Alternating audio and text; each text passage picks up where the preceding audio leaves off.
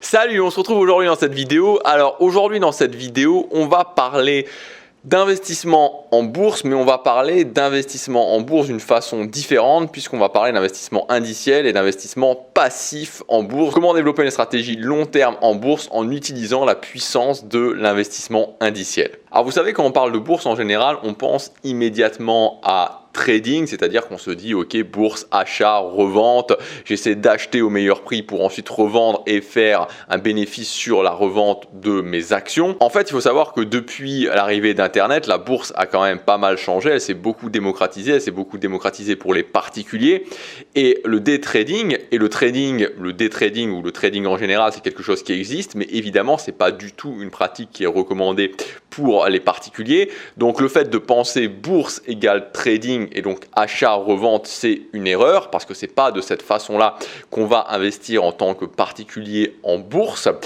Et l'autre pratique qui est assez courante, et il y a pas mal de gens justement qui conseillent de faire ça. Alors moi, je suis pas là pour voilà, moi je vais vous dire ce que j'en pense, mais je suis pas là pour distribuer les bons points et dire qui a raison ou qui a tort. Par contre, voilà, je vais vous dire selon moi, moi ce que je fais pour moi et selon moi pourquoi j'ai choisi cette solution. Donc l'autre solution qui est pas mal prisé, c'est le stock picking. Donc le stock picking, c'est quoi? C'est tout simplement le fait de se constituer un portefeuille d'actions en choisissant ses propres actions. Donc en gros, l'idée, ça va être de choisir par exemple vous-même des actions de Total, des actions de Sanofi, des actions, voilà, si vous voulez acheter à l'étranger, par exemple de Siemens, etc., etc. Donc c'est vous-même de vous constituer votre propre portefeuille d'actions. Moi, c'est pas quelque chose que j'ai choisi de faire pour des raisons auxquelles je vous en avais déjà parlé dans des précédentes vidéos, et le fait que la plupart des professionnels sur une durée supérieure à 10 ans, sur une durée supérieure à 15 ans, n'arrivent pas à battre la performance du marché. Donc je ne vois pas pourquoi moi, en tant que particulier, je battrais des gens qui font ça et qui sont spécialisés là-dedans. C'est pour ça que moi, à titre personnel, je choisis de ne pas faire du stock picking. Et je vous ai quand même noté une phrase qui, moi, qui je trouve est très représentative de ça et qui, à titre personnel aussi, me fait beaucoup rire. C'est une phrase de Burton Malkiel, qui est un économiste, donc vraiment un économiste très réputé, qui a été un professeur d'économie, je crois, à Harvard. Il est surtout connu pour son best-seller A Random Walk Down Wall Street.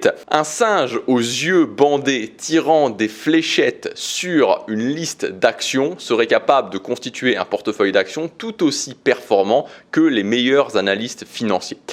Quand vous avez dit ça, je pense que vous avez tout dit sur le stock picking. Alors encore une fois, si vous en faites, voilà, moi c'est mon point de vue, après vous faites ce que vous voulez. Moi, ce que je préfère faire, c'est la stratégie de l'investissement indiciel. Et donc l'idée, c'est d'investir sur des ETF. Donc les ETF, c'est des trackers, en français c'est fonds négociés en bourse, qui vont reproduire, alors il y a différents types d'ETF, mais les ETF en général vont reproduire des indices. Alors qu'est-ce que c'est un indice? L'un des indices qu'on connaît tous, vous avez forcément déjà entendu parler, c'est le CAC 40 en France. Donc le CAC 40, c'est tout simplement l'indice des 40 plus grandes entreprises ou plus grandes capitalisations françaises. Vous avez d'autres types d'indices, comme par exemple aux USA, vous avez le S&P 500 qui reprend les 500 plus grosses capitalisations américaines. Et donc quand vous allez acheter un ETF qui reproduit par exemple le S&P 500, en achetant un ETF S&P 500, vous allez directement avoir dans votre portefeuille la reproduction exacte du S&P 500, c'est-à-dire le S&P 500, il y a juste plus 3% d'Apple, il y a Amazon, etc., etc.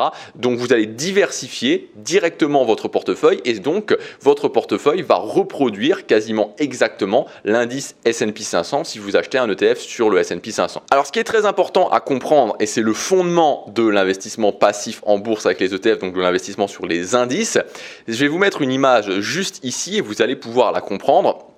Donc je pense que je mettrai une image du S&P 500. Ça, c'est le chart du S&P 500, donc je sais plus, j'ai plus l'image en tête, mais sur 30 ans ou sur 40 ans, quelque chose comme ça.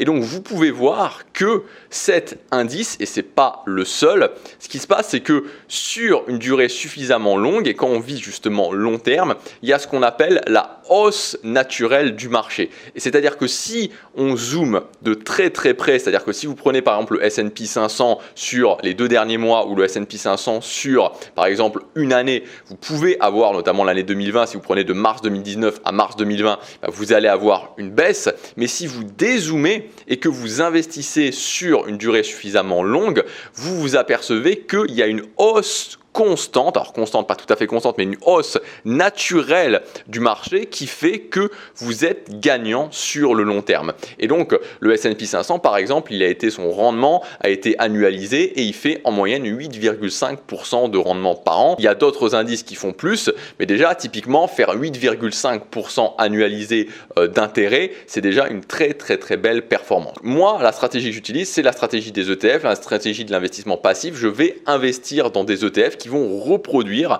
des indices. Ensuite, le choix que vous allez devoir faire, ça va être le choix de l'enveloppe dans laquelle vous allez investir. Donc pour investir en bourse, il y a plusieurs enveloppes. On en a parlé notamment dans la vidéo, je crois, d'avant-hier, c'est les unités de compte sur l'assurance vie. Vous avez aussi le PEA, donc le plan d'épargne en action, et vous avez le CTO, donc le compte titre ordinaire, qui est le compte titre classique où vous pouvez acheter pas la plupart, vous pouvez acheter tous les actifs que vous voulez, il n'y a pas de limitation.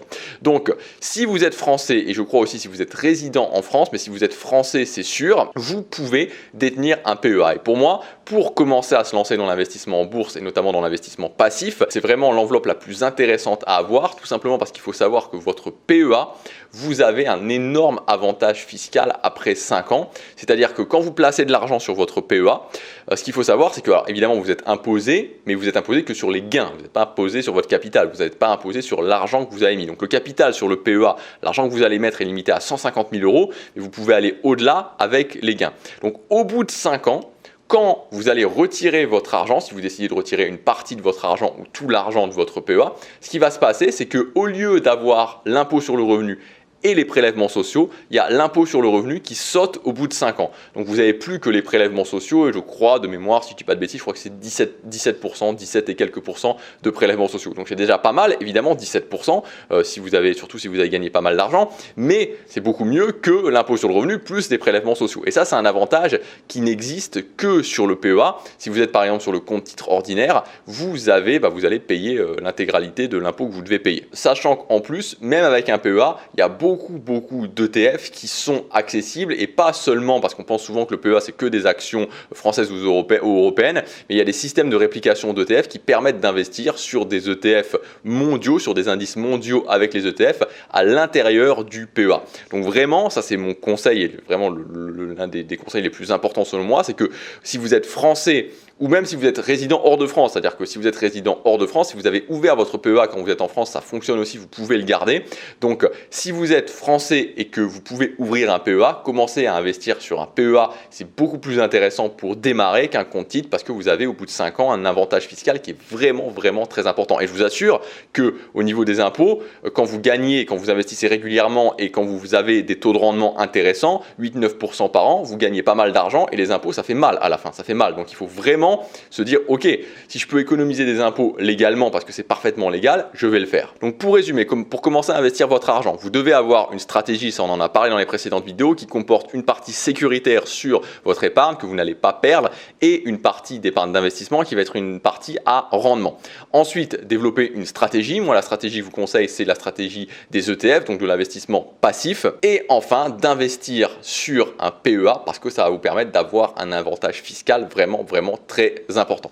Voilà pour cette vidéo, j'espère qu'elle vous aura aidé. Si vous voulez aller plus loin, vous avez ma formation Épargner, Investir, Multiplier. Donc la première partie, on va voir comment gérer son argent, comment bien épargner son argent. On verra notamment les meilleurs supports pour placer son épargne de sécurité. Et dans la deuxième partie, on parlera d'investissement passif, des ETF. Je vais vous donner ma sélection des meilleurs ETF. Je vais vous partager moi ce que je fais. Je vais vous montrer mon portefeuille. Je vais vous montrer où est-ce que j'ai ouvert mon PEA. C'est pareil, je vous montrerai aussi où est-ce que j'ai mon compte titre, où est-ce que j'ai mon contrat, mon nouveau contrat d'assurance vie qui cartonne vraiment bien et qui est vraiment selon moi assez intéressant, notamment pour le fonds euro. Si vous voulez commencer dès maintenant à avoir une stratégie globale pour développer votre patrimoine, pour gérer votre argent et pour pouvoir générer des revenus passifs sur le long terme, ça s'appelle Épargner, Investir, Multiplier. C'est le premier lien dans la description. Elle est à son prix de lancement avec 120 € de réduction jusque demain soir. Voilà, je vous dis à tout de suite dans la formation. Si vous investissez sur vous, à demain pour la prochaine vidéo. Chaque jour compte.